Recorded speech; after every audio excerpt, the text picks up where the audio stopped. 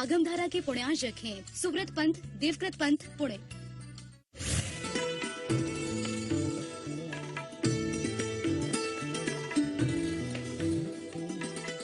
नमो सिद्धाणं वायरियाणं नमो उवजायाणं नमो लोय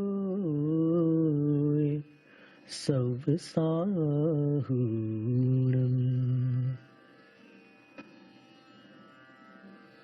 त्रिलोकवर्ती, त्रिकालवर्ती, अरहंत, सिद्ध, आचार्य, उपाध्याय और सर्व साधु परमेष्ठियों को विनम्र वंदन। श्रवण बेलगोल में विराजमान विंध्यगिरी के शिखर शिरोमणि गोमटेश्वर बाहुबली स्वामी को भक्तिपूर्ण नमस्कार। दीक्षा शिक्षा गुरु आचार्य विद्यासागर महाराज को नमोस्तु। दिगंबर जैन आचार्यों की श्रृंखला में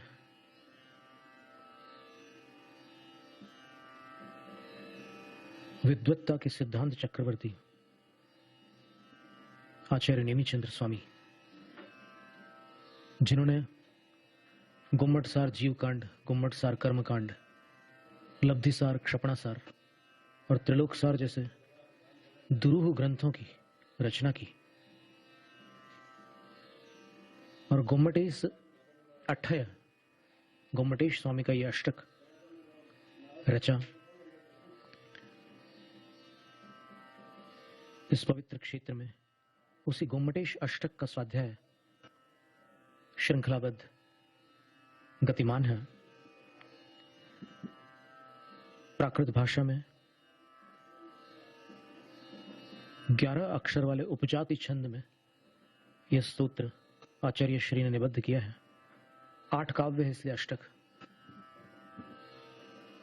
अष्टौ अव्यवाह यस्य तत् अष्टकम, जिसके 8 भाग होते हैं उसको अष्टक कहते हैं।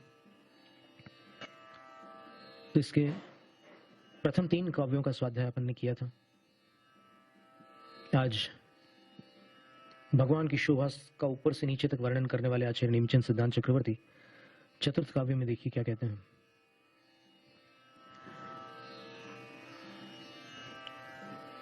विंझाय लगे पविभासमाणं सिंहामणि सव सुचेदियाणं तिलोय संतोषय पुण्यचंदं तं गोमटेशं प्रणमामि नित्यम्। विंझाय लग्गे प्राकृत शब्द है। विंझाय लग्गे की संस्कृत छाया है विंध्याचल आग्रे। विंझायल, विंझ, विंध्या, विंध्यगिरी जिसको कहते हैं, विंझ और अचल, इनकी संधि कर दी विंझायल, और अग्रे विंझाय लग्गे अर्थात विंध्याचल के अग्रभाग पर, शिखर पर। पविभासमाणम, जो शोभा को प्राप्त हो रहे हैं, प्रकाशमान हो रहे हैं। और सव सुचेदियाणम, सर्व सुचेता जनों के सिंहामणि, जो शिखामणि है, अर्थात जितने भी सुचेता जन है, विद्वत जन है, ज्ञानी जन है, उनके शिखामणि है, अर्थात विद्वानों में श्रेष्ठ है, ज्ञानी जनों में सर्वोच्च है। और तीसरे चरण में कहते हैं तिलोय संतोषय पुण्य चंदम, त्रिलोक को संतोष प्रदान करने वाले पूर्णिमा के चंद्रमा है। जिस प्रकार पूर्णिमा का चंद्रमा सभी को आह्लादित करता है, वैसे ही गोमटेश्वर बाहुबली स्वामी त्रिलोक को संतुष्ट करने के लिए पूर्णिमा के चंद्रमा तुल्य है।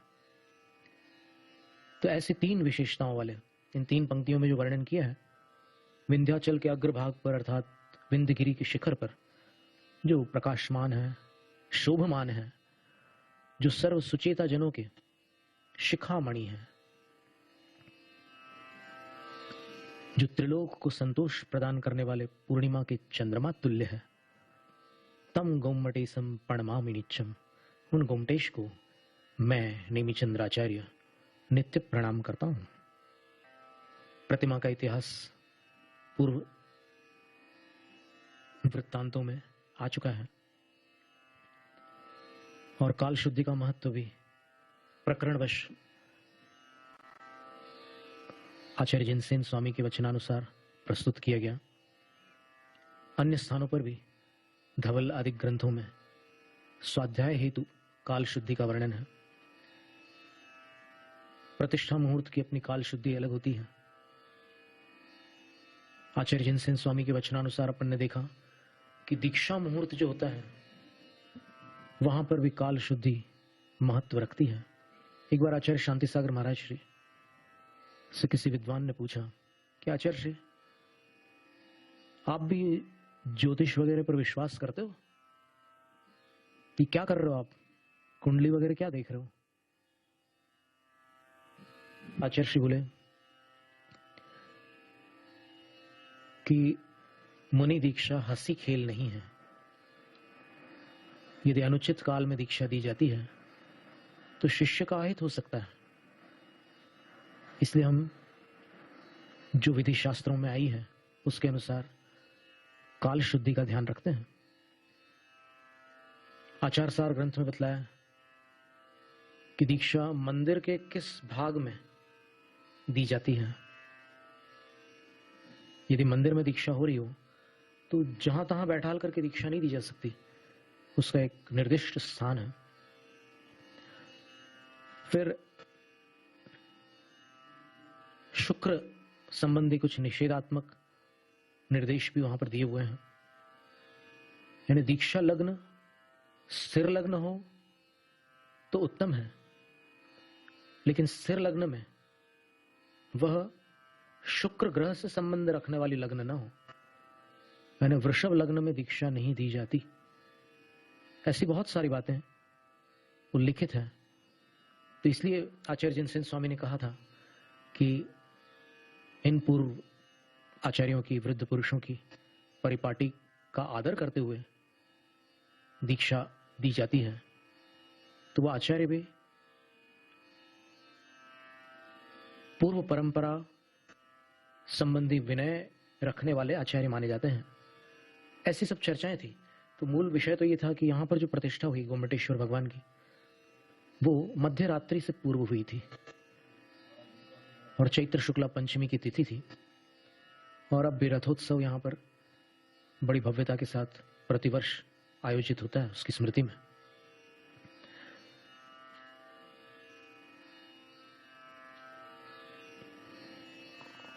फिर इस प्रतिमा से संबंधित स्तुति में जितने वचन हैं वो तो अपने स्थान पर हैं। पूरे प्रतिमा के ऊपर से नीचे तक संपूर्ण आकृति को लेकर के आचार्य श्री ने स्तुति की है। लेकिन आचार्य नेमिचंद सिद्धांत चक्रवर्ती ने अन्यत्र भी गोमटेश्वर बाहुबली स्वामी का वर्णन किया है। कर्मकांड ग्रंथ के समापन में उन्होंने कुछ गाथाएं लिखी हैं जहां पर गोमटेश्वर प्रभु का उल्लेख मिलता है। इसी प्रकार अन्य आचार्यों ने भी गोमटेश्वर स्वामी का बहुमान किया है। आज तो अनेकानेक आचार्यों द्वारा, मुनिराजों द्वारा, आर्यिकाओं द्वारा, त्यागी व्रतियों के द्वारा भगवान गोमटेश्वर पर विभिन्न प्रकार के काव्य, भक्तियां, पूजाएं, स्तुतियां लिखे जाते हैं। ये समझ लीजिए कि अभी चौथे काव्य में आचार्य महाराज ने विंध्याचल के अग्रभाग पर, शिखर पर भगवान शोभित हो रहे हैं। सर्व सुचेता जनों के जो शिखामणि हैं और त्रिलोक को संतुष्ट करने वाले पूर्ण चंद्रमा जैसे हैं, इन तीन बातों को प्रस्तुत किया है। इसका पद्यानुवाद देखेंगे।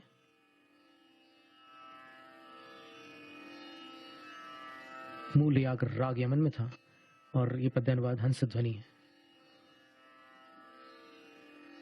विंध्याचल के उच्च शिखर पर जो अत्यंत प्रकाशित हैं, विद्वज्जन के मध्य शिखामणि जैसे होते भासित हैं। आनंदित करने त्रिभुवन को पूर्ण चंद्र सम शोभित हैं। सर्वकाल वे गोमटेश प्रभु मेरे द्वारा वंदित हैं। जय जय बाहुबली स्वामी, जय जय बाहुबली स्वामी, जय जय बाहुबली स्वामी, जय जय बाहुबली स्वामी।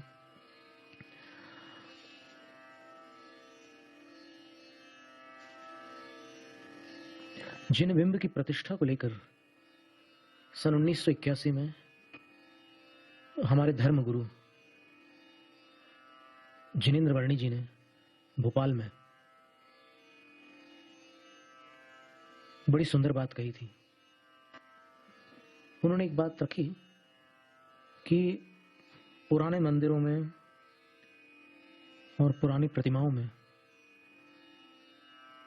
ऐसी क्या बात थी कि लोग वहां जाते थे, मस्तक झुकाते थे, जमीन पर सिर टेक देते थे और उनके बिगड़े हुए काम बन जाते थे। क्या कारण था? तो उनका जो चिंतन था वो ये था कि वो बहुत श्रद्धा से आते थे और नमस्कार करते समय भक्ति भाव से नमस्कार करते थे, पीड़ा भाव से नमस्कार नहीं करते थे। वो यहां भक्ति से नमस्कार करते थे और पीड़ाओं से मुक्त होते थे। और वो प्रतिमाएं भी जो थी पुरानी, उनकी स्थिति भी बड़ी अनूठी थी। जैसे उन्होंने एक दृष्टांत दिया था कि प्रतिष्ठा का मुहूर्त, प्राण प्रतिष्ठा का समय, जैसे अंतिम जो प्रक्रिया होती है प्रतिमा में, जब भगवत्ता की स्थापना की जाती है प्रतिमा में, बड़े दिव्य मंत्र होते हैं और बड़ा अलौकिक वातावरण होता है। द्रव्य और भाव की बड़ी पवित्रता भी वहां पर बरती जाती है। बाह्य और अंतरंग शुद्धि के साथ वहां पर प्रतिमा को अभिमंत्रित किया जाता है, जिसको नयनोन्मीलन संस्कार अथवा सूर्य मंत्र की प्रक्रिया भी कहते हैं।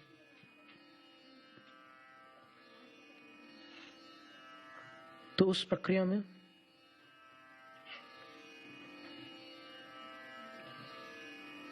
सबको वहां से अलग कर दिया जाता है और फिर बड़ी सावधानी के साथ प्रतिमा को अभिमंत्रित करते हैं।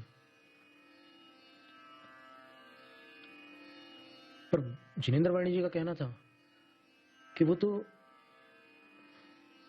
उस प्रतिष्ठा की चरम सीमा है। वास्तव में प्रतिष्ठा का संकल्प करते ही प्रतिष्ठा की विधि भावों से शुरू हो जाती है। जैसे किसी सेठ के मन में भाव जागृत हुआ कि धनोपार्जन तो खूब हो रहा है, धर्मोपार्जन कहां हो पा रहा है।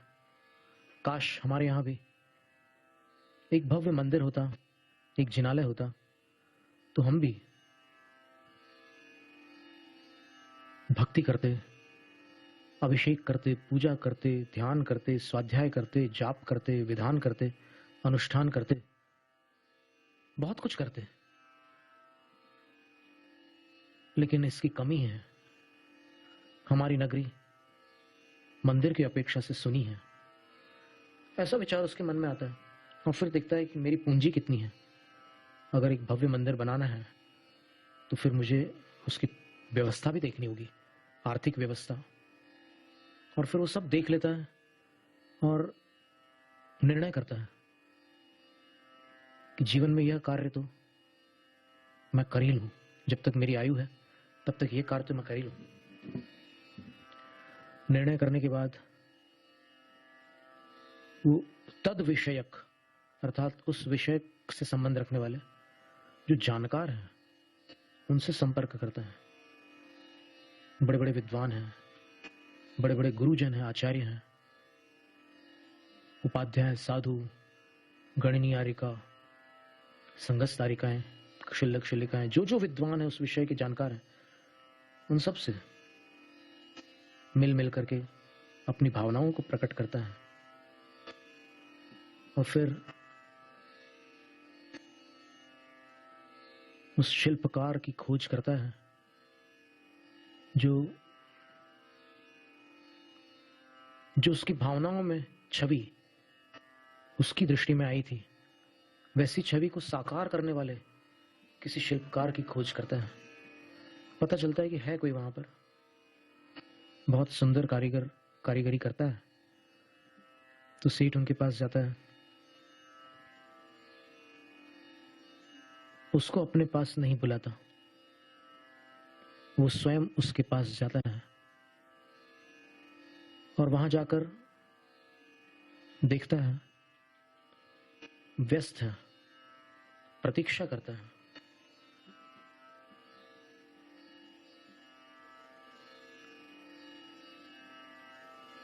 प्रतीक्षा बड़ी परीक्षा है। धीरज का बांध टूटने लगता है प्रतीक्षा करते करते। सारे विद्यार्थी जानते हैं जब परीक्षा फल आने वाला होता है तब कितनी बेसब्री से वो प्रतीक्षा करते हैं। नेता लोग भी जानते हैं कि जब चुनाव का परिणाम आने वाला होता है तब कैसी प्रतीक्षा करनी पड़ती है। और अन्य भी जहां जहां प्रतीक्षा के प्रसंग बनते हैं उन सबको पता है कि प्रतीक्षा भारी वस्तु है। कभी कभी प्रतीक्षा करते करते लगता है कि अब चलो अब यहां से। अब विवशता में प्रतीक्षा करनी भी पड़ती कभी कभी।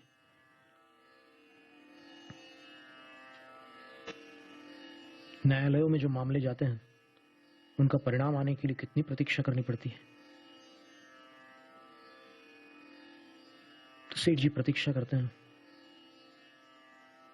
फिर अंत में देखते हैं कि अरे वो पानी पीने के लिए उठा है, चलो यदि समय मिल जाता है तो बातचीत कर लेंगे। तो वो होती पहली मुलाकात होती है, सेठ जी उसका अभिवादन करते हैं। वो भी हाथ जोड़ लेता है, बोले कहिए सेठ जी आपका आना कैसे हुआ यहां पर। तो सेठ जी आदिश्वर प्रभु के पुत्र का नाम लेकर कहते हैं कि हे विश्वकर्मन, वास्तु विद्या आदिनाथ भगवान ने अपने पुत्र विश्वकर्मा को सिखलाई थी। संगीत विद्या वृषभ सेन को सिखलाई थी। भरत, बाहुबली, ब्राह्मी सुंदरी, इन पुत्र पुत्रियों को भी उन्होंने उनकी प्रतिभा की योग्य विद्याएं सिखलाई थी उनकी जानकारी से।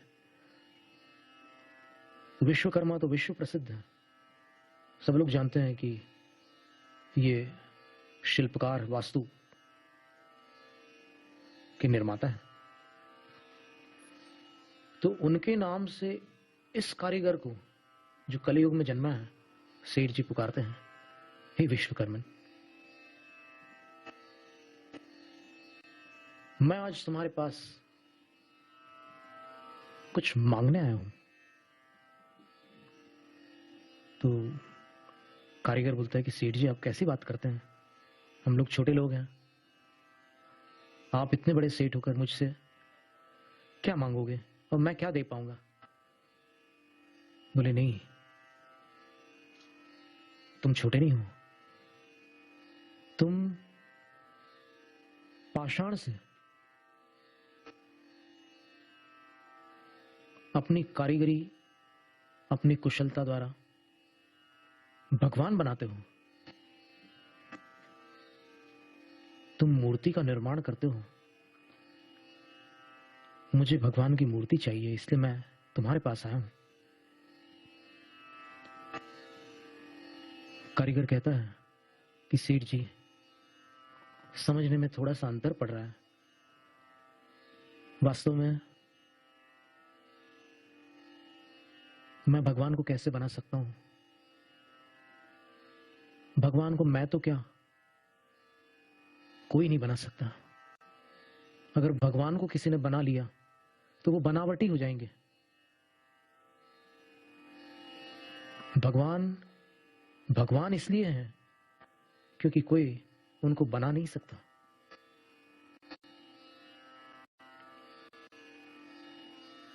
फिर तुम जो मूर्तियां बनाते हो वो भगवान की मूर्तियां तो होती है। बोले सेठ जी, यही मैं निवेदन करना चाहता हूं कि मैं मूर्ति बनाता नहीं हूं, बस मुझे एक दृष्टि प्राप्त है, मुझे कोई वरदान है। हमारे वंश को ऐसा वरदान प्राप्त है कि हम जब किसी पत्थर को देखते हैं तो उस पत्थर के अंदर हमें भगवान के दर्शन हो जाते हैं। किसी भी कलाकार के पास 3 गुण अपेक्षित होते हैं। एक तो उसकी दृष्टि, दूसरा गुण है कल्पना शक्ति, और तीसरा गुण है हृदय। कलाकार भावुक होता है, तो हम लोग भावना से उस पाषाण में भगवान को पहले देख लेते हैं और उसके बाद क्या करते हैं, हम बनाते हैं ही नहीं, वो बने बनाए हमें दृष्टिगोचर हो चुके हैं। हम उनके अलावा जो हिस्सा होता है पत्थर का, उसको बस साफ करते हैं और एक दिन वो इतने साफ हो जाते हैं कि सब लोग देखने लग जाते हैं कि हाँ, ये मूर्ति बन गई। मूर्ति बनी नहीं है, भगवान प्रकट हुए हैं।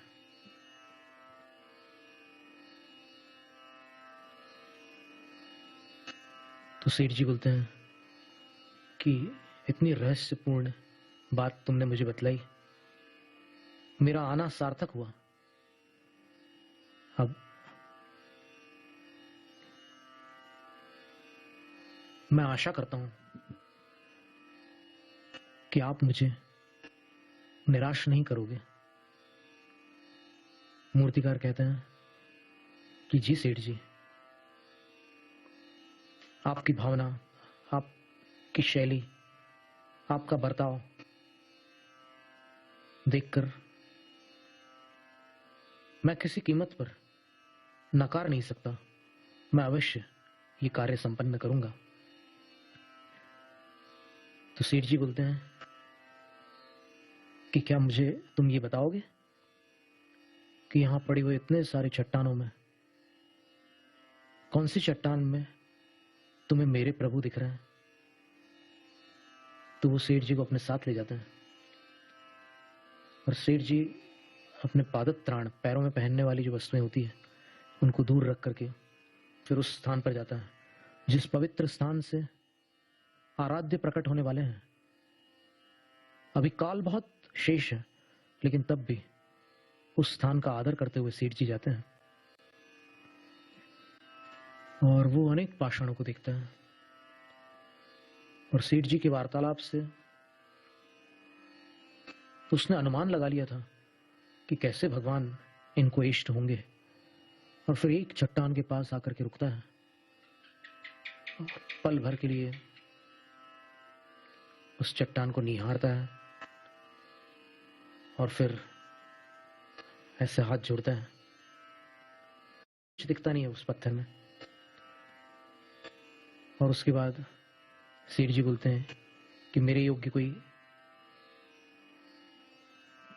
मैं कुछ मदद कर सकता हूं तो बता दूं। तो वो कहता है कि जी सेठ जी। वो अपने औजार लेकर के आता है जिनके माध्यम से वो सब कार्य संपन्न होता है और उनको ला करके उनकी पूजा करता है। सेठ जी उस दृश्य को देख करके पल भर के लिए विचार करता है कि ये क्या कर रहा है, लेकिन फिर विवेकी होने के कारण इनमें तो कुछ भी छुपाने लायक नहीं है। इसलिए इनके निर्माण में मुझे बड़ी सावधानी बरतनी पड़ती है। और जब सब कार्य संपन्न हो जाता है तो सेठ जी उसको पुरस्कृत करना चाहते हैं। सेठ जी उसको न्योछावर देते हैं, मूल्य नहीं देते। मूल्य इसलिए नहीं देते क्योंकि अमूल्य का कभी मूल्य होता नहीं।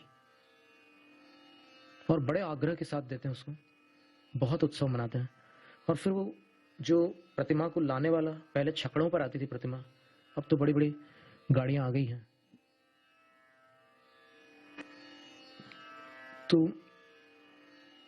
उन छकड़ों को भी पूजा जाता था। लकड़ी से बनते थे वो, और फिर उन पर प्रतिमा को विराजमान करके लाते थे। ऐसे संभव है, आपको आना ही होगा। सब संघों से निवेदन करके सबको बुलाते हैं और सारा प्रबंध भी करते हैं। और अंततः वहां पर जब प्रतिष्ठा संपन्न होती है तो अवर्णनीय स्थिति बनती है। जैसे यहां पर जो कार्य हुआ था सन 981 में, बस आज स्मृतियों में है और श्रुतियों में है। सुनने में आता है और सुना है वो बस स्मृति में आता है। पर क्या स्थिति बनी होगी इसकी कल्पना कर पाना बस 12 साल में एक बार कुछ अनुमान गम्य हो पाता है। जब यहाँ 12 सालों में बड़ा भारी उत्सव होता है, बड़ी भीड़ लगती है और बड़ा भव्य अभिषेक होता है, तब लगता है कि जब वहां प्रथम अभिषेक हुआ होगा तब क्या स्थिति बनी होगी। प्रतिष्ठा विधि, भक्ति, पवित्रता, इनका पूर्व काल में बहुत महत्व था। सांस्कृतिक कार्यक्रम अपने समय पर अपनी सीमा में चलते थे, पर कार्यक्रम क्रियाक्रम से अधिक महत्वपूर्ण नहीं होते थे। क्रियाएं और प्रतिष्ठा विधि, मंत्राराधना आदि अधिक महत्वपूर्ण होते थे। इसलिए जैसे ही सूर्य मंत्र होता था तो एक प्रकार से कह लें कि तहलका मच जाता था। अकाल हो तो अकाल चला जाए,